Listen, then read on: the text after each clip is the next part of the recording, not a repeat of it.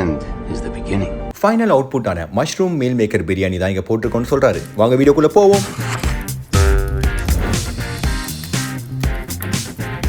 முதலில் ஒரு மிக்சியில் புதினா, கொத்தமல்லி, சில்லிஸ், ஜிஞ்சர் கார்லிக் பேஸ்ட், ஆனியன்ஸை போட்டு அரைத்துக் கொள்ளுங்கள். பிரியாணியோட ஃபியூச்சர் டேஸ்ட்காக இப்பவே ஒரு குக்கரில் எண்ணெய், நெய், ஸ்பைசஸ் மற்றும் சோம்பை போட்டு வதக்கிக் கொள்ளுங்கள். ஃபியூச்சர்ல இருந்து வெங்காயத்தை கொண்டு வந்து இங்க சேர்த்து விடுங்கள். பூண்டை ஆட் செய்து பாஸ்திலிருந்து அரைத்து வைத்த பேஸ்டை ஆட் செய்யுங்கள். மல்டி யூனிவர்ஸ்ல இருந்து டொமேட்டோ, உப்பு, சில்லி தூள், டர்மரிக் தூள், பிரியாணி தூளை ஆட் செய்யுங்கள். பார்க்குற மக்களை குழப்பி விட்ட மாதிரி இந்த மசாலா பொடிகளையும் குழப்பி விடுங்கள். ஆரம்பத்தில் வந்த எண்டு ப்ராடக்ட் போட்டோவில் இருக்கும் மஷ்ரூம் மற்றும் மீல் மேக்கரை ஆட் செய்து விடுங்கள். ஆரிஜின் யூனிவர்ஸ்ல இருந்து கொத்தமல்லி மற்றும் தயிரை ஆட் செய்யுங்கள். மொத்த குட்டையும் குழப்பி இப்போது தண்ணீரை ஊற்றுங்கள். ஆல்டர்னேட் யூனிவர்ஸ்லிருந்து ரைஸை கொண்டு வந்து இதில் போடுங்கள். குக்கர் மூடியை போட்டு டைம் டிராவல் பண்ண விடுங்கள். The beginning is the end.